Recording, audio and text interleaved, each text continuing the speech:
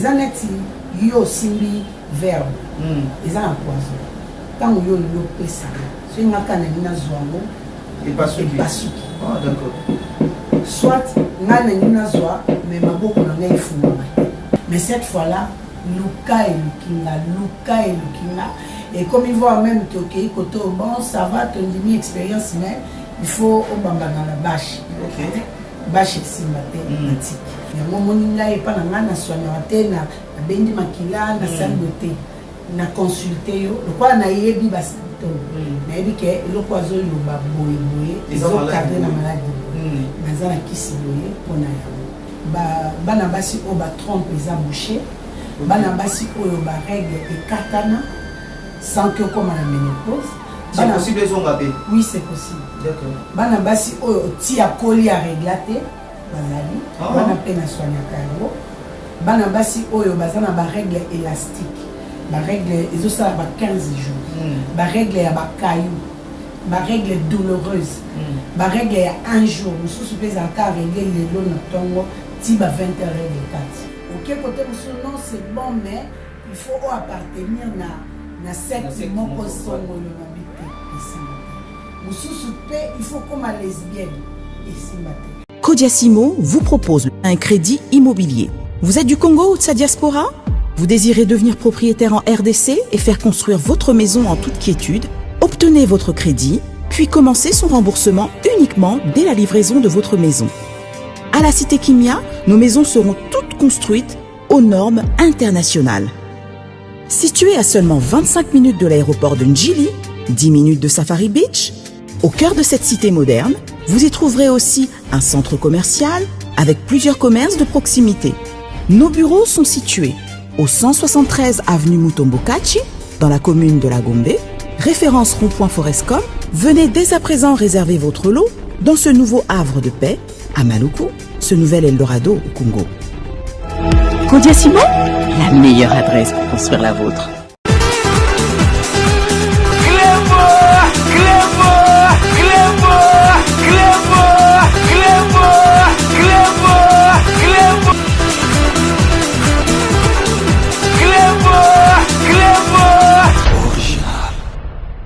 Très bien, merci. Vous alliez béler beaucoup l'andabiso sur Cléboa, original et Tchamal officiel. Merci pour votre confiance et fidélité. C'est toujours moi, votre humble serviteur Radimouya, toujours na Moussalo Tomi Pesa pour servir Bino. Vous alliez béler beaucoup l'andabiso dans mon oyo, na téléphone na Bino, télévision na Bino, tablette, pourquoi pas ordinateur na Bino. Alors vous allez béler beaucoup l'andabiso dans tous les continents. Il y a Mokil Mobimba et Nazope Sabino, merci pour la fidélité, la confiance Nabino, merci na Jonas Chicken, Wazabongo, Nasima Caméra. Alors, vos messages na Gradimou, il y a trop politique, mais les lots toko lukana nous sur la Maïmatali santé. Alors, na Maïmatali santé, to ebongo ko solana de komoko pour découvrir na kati ya émission na biso tia maluba. Donc aye na maluba oyo akuti la biso lelo na kati ya émission oyo tia maluba. Donc elle s'appelle Mama Kati Munga. Naende toko Maniola Mama Solo na mokolo ya lelo à qui j'ai dit déjà bonjour Mama Kati. Bonjour papa Gradimou. Mama Kati Munga. Mbala liboso ni kana kebo hein, bande ko ba ko lando de partout dans le monde. Moi il va moko ko na kebo. En tout cas, tout d'abord merci pour l'invitation, merci na Cléboa parce que vous localisez là depuis quelque part. Merci à vous et merci na bande ko balandi o ba ko landa biso na mokolo ya lelo. Kombo na ngai Mama Kati Munga, nazali naturothérapeute, nazali soigner quelques maladies au moyen de plantes naturelles. Nazali bongo na commune ya Ngayema, na quartier Kinsuka Pêcheur, avenue Maïndombe numéro 99. Référence carrière Carigras. Kuna nazako travailler tout le jour sauf le samedi et les dimanches. Consultation ils en a 15 000 francs pour la bande de Konyoso Bazali na RDC. Et $10 na bandeko bazali à l'étranger. Deuxième bureau nanga ezabongo na commune ya Kalamu na quartier Matonge wapi epai na avenue Ikelemba numéro A9. Kuna pe nazali tout le jour sauf le samedi et les dimanches de 12h à 14h30. Consultation comme mon message na 15 000 francs pour na baïla RDC et $10 na bandeko ya étranger. Numéro de contact nanga ezali plus 243 82 20 012 à la fin. Nasengi Nabino Bandeko ya Cléboa au Bokolanda Biso. Vous s'abonnez massivement à la chaîne YouTube na Kombo ya Nation Puissante Télévision. D'accord. Je pense que Maman Kati vraiment assez présenté. Donc, présentation, on a Ebi Mobimba. Donc, Naza Sunelo au Batiake. Mais Nengi, tout est assez tenu au Maman Kati. Oui. Na Yuki consultation Awa. Na Bandeko Baza na RDC. 15 000 francs. Oui. Mais Bandeko Baza di Banda ya Mboka. Bango $10. Pourquoi différence soit na prix? Oui. Na Bandeko Baza Awa, na Bandeko Baza Kuna. C'est comme si Bandeko Baza Kuna Baza Lambongo Ebele, Baza Lambongo Mouké. Non, non. Au Mani, eza vraiment très belle question. Eza pour la question ya Mbongo Ebele. Au Mani Bandeko Baza Libanda, Bazokanga temps mingi par rapport à Bato Baza sur place. Ok. Nana Zanga Moko. Bango Baza Ebele. Mais dans oui, consultation c'est possible, c'est $5, c'est $10 et puis maximum 10 minutes. Mais il y a aussi 10 minutes. On a 20 minutes, on a 30 minutes pour aller au Bapé, ma camion. Or, mon toit est sur place. En tout cas, tout ça n'aura pas plus de 5 minutes à l'objet de ramener la salle diagnostic na PC à Mais le fait qu'il y a aux 20 à 30 minutes, bato basé belé au bazo zéla. Et puis bon, on va avoir la patience tellement. On a béni, on a batté, on a maison. Ah oui, batté. Comme si on a na balabala, comme si on a na embouteillage, bah bilo mususu na milieu ya batu au koki koloba ba makamususu te. Naza corde médical, na koki kozala na secret na muto non sur la nete. Mais peut-être bateau ba entourer là, ba comprendre. Et au monde on a ici naza na moto. Parce que l'embouteillage est requis, et on a commenté, maman, tout ça, et ils ont nous stress, ils ont autant, tu ne sais pas répondre à bateau baza sur place, tu ne sais pas que le bateau le bazo c'est la paix suite. Il y a un moment $10. Mais qu'ici, pour tout le monde, ils ont la bateau baza à l'étranger, ils ont la bateau baza sur place, qui c'est Zakaka, primo. Différence n'a pas si caca parce que bango bazora temps et puis bango c'est à tout moment. Or on a Kinshasa ceux qui n'a 6 14h30 na ketou. Mais bango ba benga ba 22h. Ba benga ba 2h du matin. Des fois là la pété hein.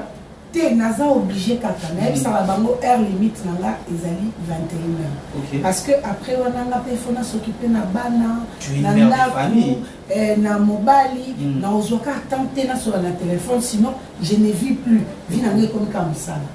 Donc babilo ko na nyo sondé ça raquet consultation ezali $10. Mais à tout le bien na heure à sous que ça 20h30. Mais on a 2 heures bazali la muki ok no suba on y appelle.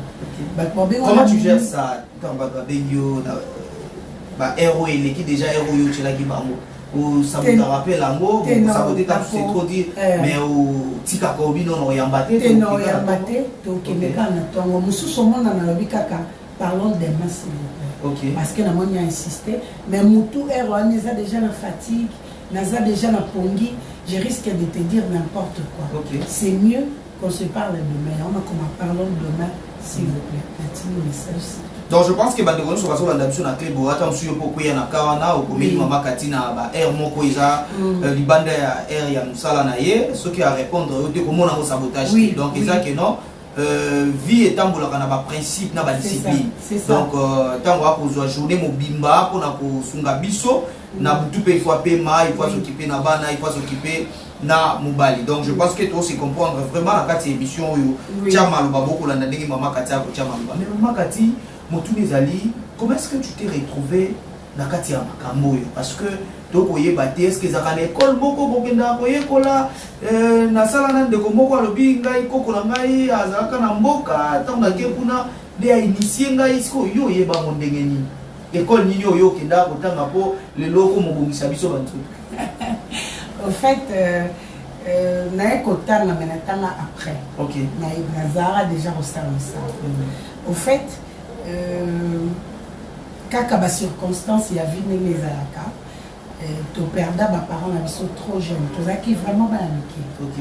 Et moyen à confier biso na n'importe qui il fallait batante na biso bazwa responsabilité wa et batante na biso baza bato ba utamboka bakola na mboka malgré baya na ville mais bagarda culture na bango ya village na sens nini tokoki kobela parce que biso nyonso tobelaka obeli mais bango bazalaki na baformule na bango naturelle bango makambo akende hôpital salaboye bazalaki vraiment sceptique soki tobeli tomelaka bakisa boko toza na mwa style de vie moko boye chaque lundi bokomela kongo bololo pendant 3 jours lundi mardi mercredi bomeli kongo bololo et puis na fin du mois batongoli bino na katikati ya mois babaki bino donc ezosala que ça prévient plusieurs maladies loba penda maladie ezala ya makasi po bela mais o ba fièvre ba libumu pasi banini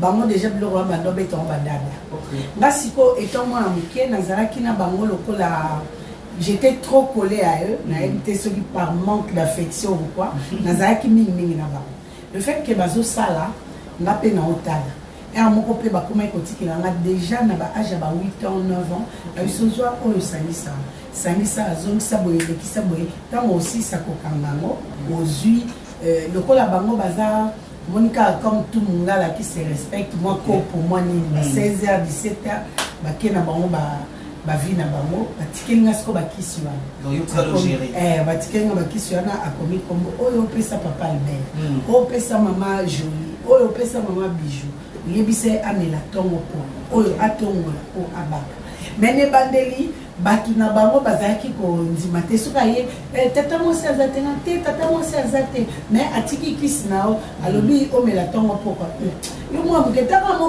8 ans 9 ans et biso me yebisa ta mo sina ya lobi tango ya lobi oh mama ozwaki kisite ote na yaki mena kute mo moko muke o yebisa tata mo se lobi ona lobaki te natika ki eka lenga émission ndenge fosa soko yo kuti ngate okuti ezwa melaka de na lobi siko confiance wana e batu bakomi na ngoya bakuti ngate amo se lobi ni na yebisi ya lobi wana des fois même bango ba on loba kaka na osala na sali silipe si ya ba correction ba corriger na koli ndenge wana na koli na ba kisi penza te ngai na kota hôpital kara na kenda robota hôpital za bazon si mutu makila bazon si mutu mai na ebia tukola ndenge et sali que na koli na mais tant que na komi penda grande dame na komi sko koloka solo zota jeune fille na babilo ba mukoko ni esi na mo gérer ba papa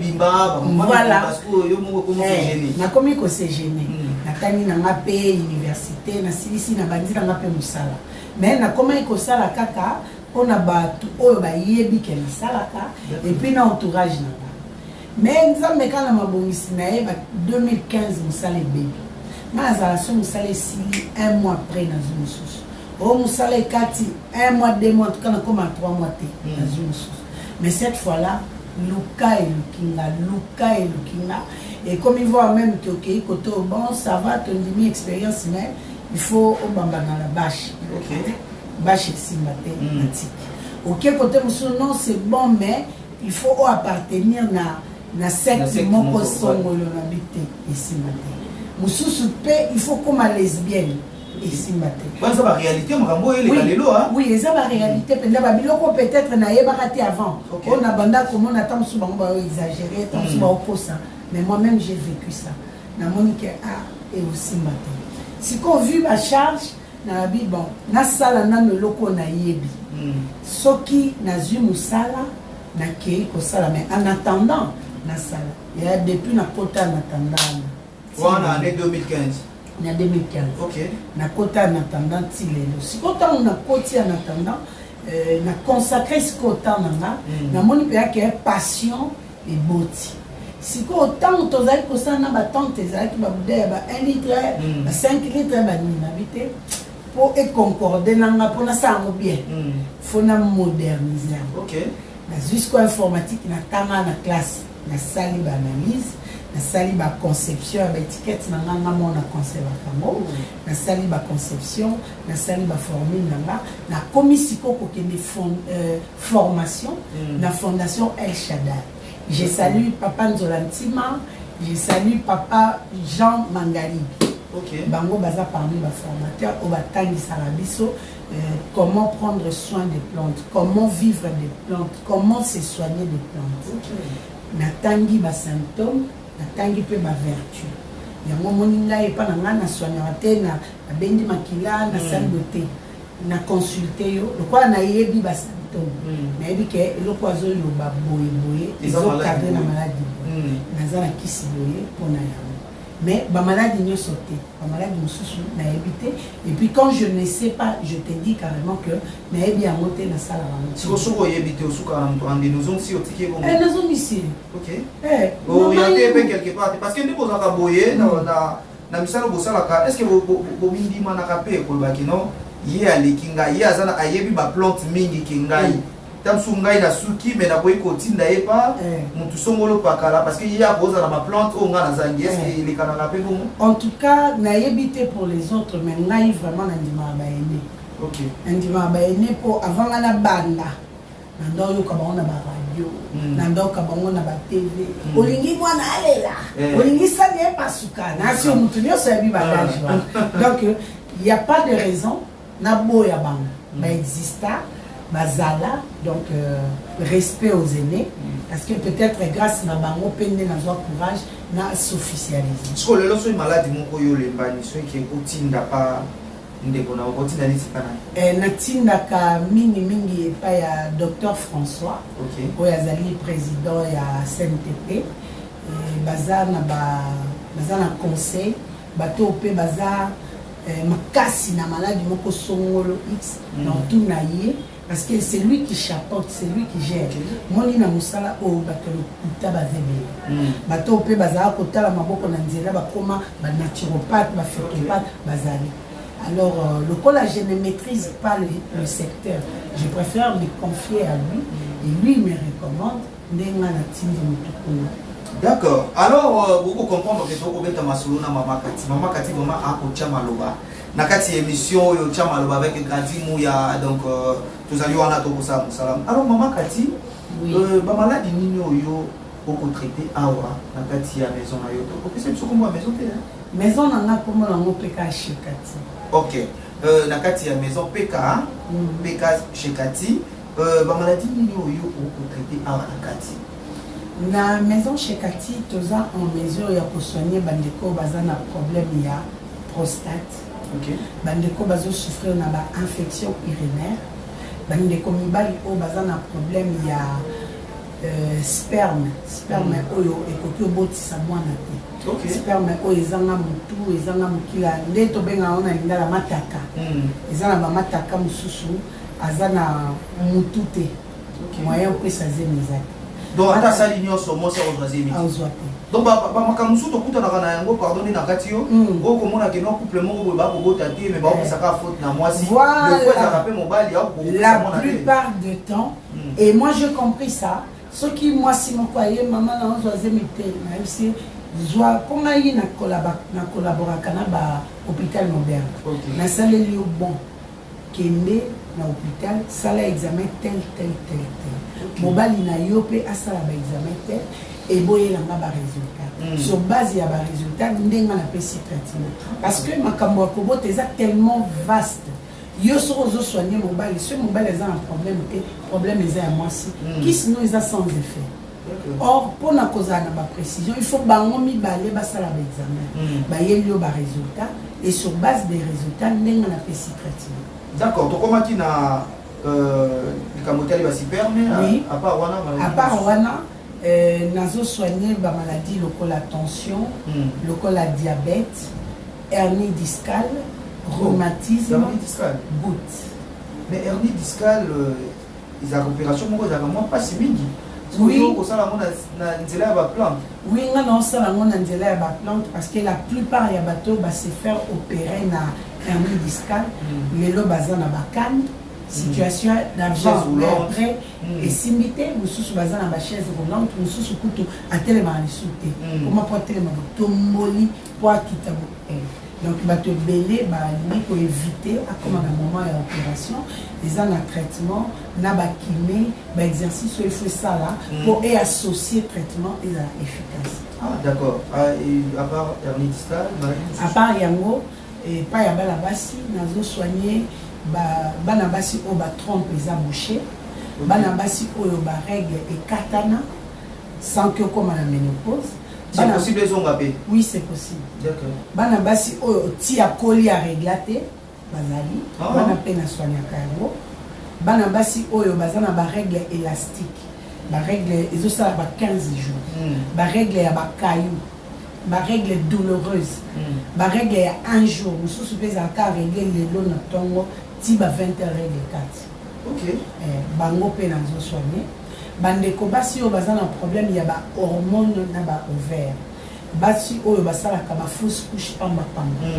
Isusu wala ote balekisi mwana bazolekisa bazemite. Ce qui ont une bonne quantité de ovaire na hormone zémicobie. Et puis basi o matrice c'est comment malire. Basi o yo ba comme ba frigide.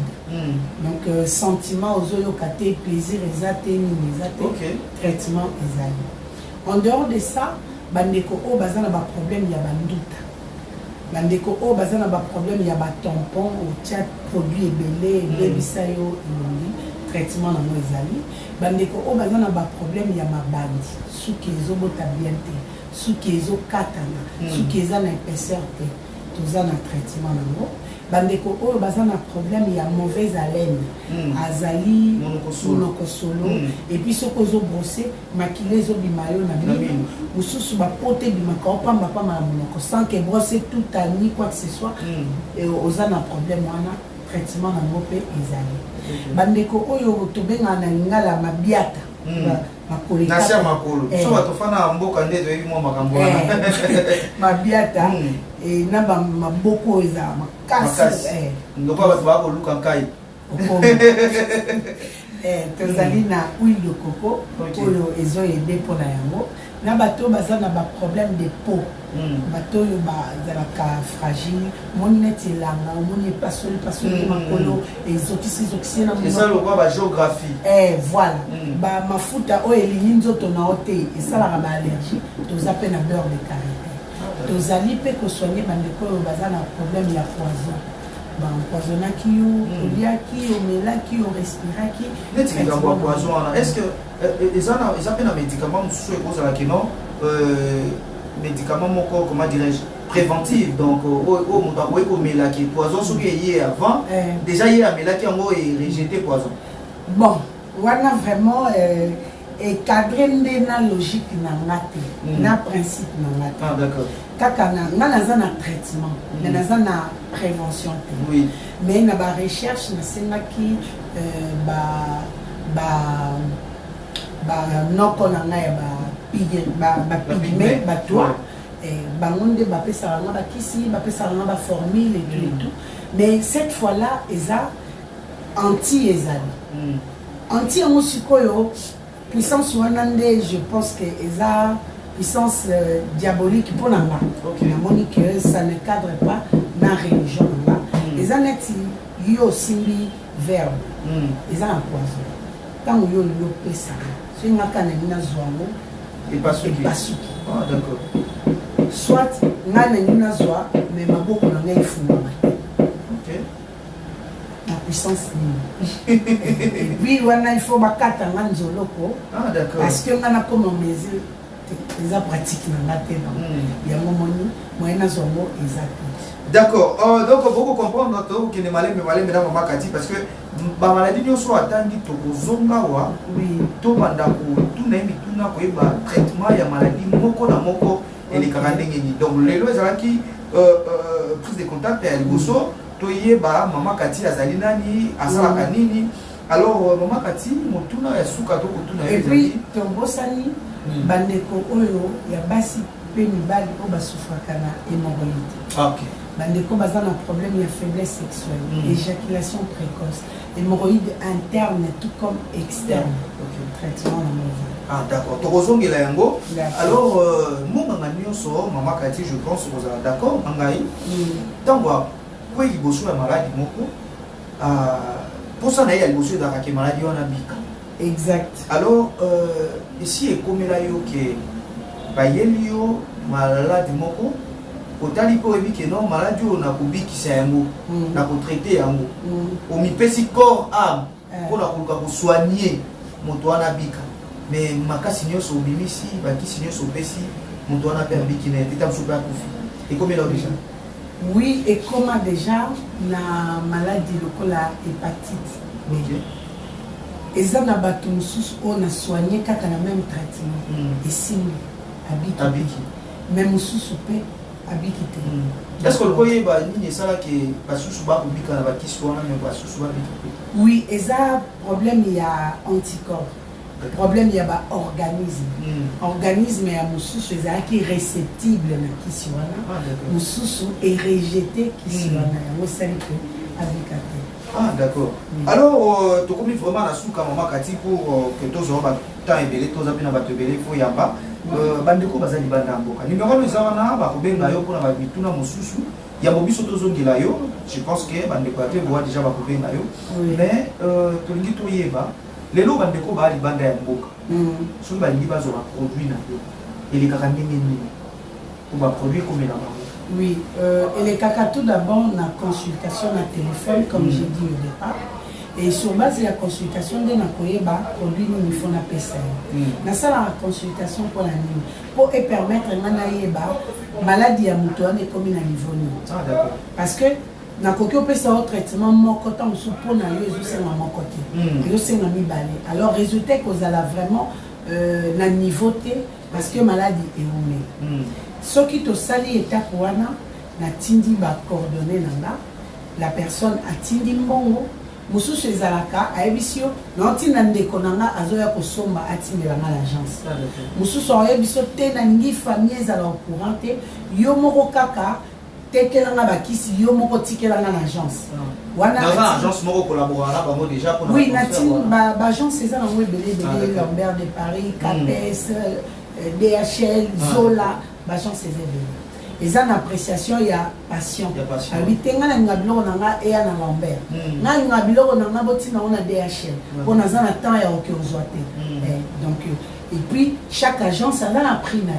Il y a ceux qui les correspondent na poche na. Mais ça un problème. Na où est les prix? Je pense qu'on va finir ici. Na où est les prix? Il y a au foot à bateau, ba au sommet ba au foot. Tenga no futa ndeni ngana oteka na facilité on détache ya okekutikela yo yo tindi na mbongo na ya frais na tindeli yo et puis na tindeli yo na reçu pour mona ke mbongo asenga ki na mbongo o ba futi c'est exact moni na monde na biso o lo kuteza ebele makama mabeza mingi na vraiment na c'est na se qualifié mais na ma bien moi j'ai fait un effort de mon côté pour nous porter étiquette à Jésus-Christ. Donc, ça ne colle pas. Merci beaucoup. Vous avez été à Colonna Bisso sur Kebo Original, Petit Malo officiel. Merci pour votre confiance et fidélité. C'est toujours votre humble serviteur, Kradi Mouya. Vous avez été bon à Makati Munga. Tobeti Masolo. Je pense que les émissions les cas par série. Donc, vous avez les sous-sous. Vous avez l'habitude à Nabino, préoccupation à Nabino. Ba suggestion na bino to zozela yango ko to zongela lisusu mama kati ndenge bokutu na bitu. Alors mama kati to komina suka biloba moko na bandeko so ba biso na bokola lelo sur Kebo. En tout cas, merci d'abord pour na honneur au Bosalinga et na kosenga na ba oyo ba landinga pour la première fois bobenga na plus 243 82 20 012 à la fin. Vous s'abonner massivement à la Nation Puissante Télévision et puis vous avez confiance. C'est vrai que dans Moussala Oyo, Bakosibino Mingi, vous êtes trop déçus, Batindebino n'importe quoi, vous mettez biloko, vous avez résultat. Mais assurance non, que Sabino, Awa Jésus-Christ, Ndaza chimiste numéro 1. Donc Awa Iratarate, place dans la souki. Jésus-Christ Azur élève, il y a un résultat, ils ont toujours ok. Donc, Bobenga vraiment ébélé. Ce qui ont eu un thé, Kobet Samaliba côté. Tiquel un message. Parce que deux fois, dans la église, dans un sous-vibreur, dans le laboratoire, dans un sous-vibreur, dans l'émission Boé, je ne sais pas répondre. Donc, laisse-moi un message. Au moment opportun, je reviendrai pour te répondre. Dans ce cas, ceux qui connaissent Swazongité, les tout le monde à la prochaine. Merci. D'accord, merci beaucoup à toi, Jonas Chiken. Nous avons qui bon la caméra. Je suis vraiment bien dans mon Lélo. Donc, moi, Maëlle, merci à toi. Merci à Grand Prêtre César Ngati depuis Paris. Merci à Honorable Jean Moutala depuis Londres et Tokozi la Mituna Moussou, merci beaucoup à Merkoutou de Yaloula et merci à Beloti Mavungu, merci à vous allez belé, hein, donc. Merci donc voilà la Kibiso, bah il y a aussi passé la émission, beaucoup la biso, bah commentaire, Tokozi la Yango et que Yamba Mafoma, Madame, alors on va nous retrouver prochainement toujours dans la même chaîne Cléboa original, Tokozi la biso, vous abonnez belé. Pour s'abonner à la Nation Puissante Télévision et Bongo, il y a Maman Kati, donc vous s'abonner. Alors, on va nous prochainement pour voir. Bye. Sepela TV ezali décodeur ya Banamboka. Sepela TV différence nango ezali na ba décodeur mususu oto zalaka nango na kati ya ndaku. Sepela TV botala ngo ezaka mukie.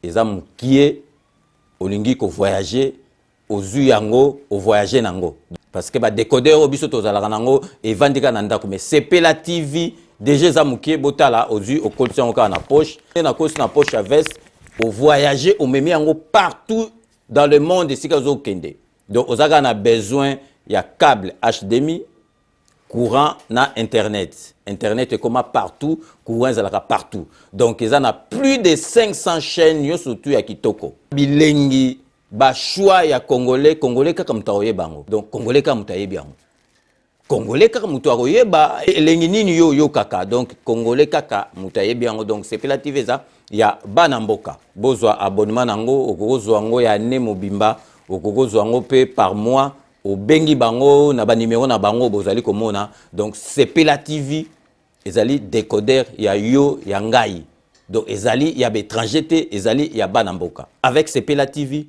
tout le monde est d'accord et il en restera ainsi pendant très très longtemps. Bienvenue dans le monde de Sepela TV. Sepela TV est le décodeur qui vous permet de suivre les chaînes du Congo en direct de la diaspora. Ndeko ya Congo, tunanga ininyo agence Wami service oyo ya madame Mireille Wakanke azawana mobimba.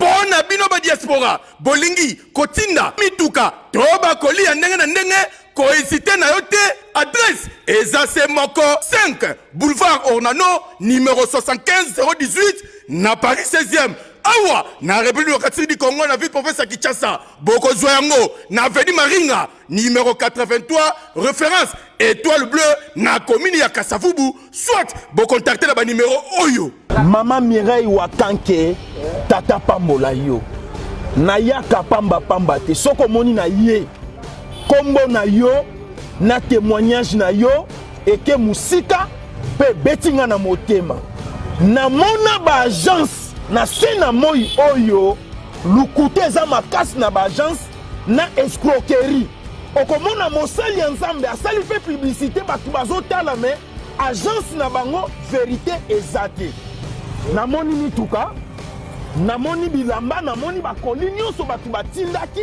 ndenge bayebisaki nga yaka kokontrole na kontrole na moni musala oyo osala Wami service libota na nzambe bisika ya kotinda biloko eza na Wami service. Oui! Yaboye ezalate ndeko kosazardete agence ezakaka moko Wami service ya madame Mireille Wakanke atie la disposition ya ba diaspora nyonso pour que boko misaka bakoli na bino mituka na bandeko o baza na Afrique avec impact na idéologie Wami service pardon Maman Mireille Wakanke balinga pe ba congolais boyete prix ya mobobé Wami service et pas Mireille Wankake. Wami service frappe na le frappe na retour.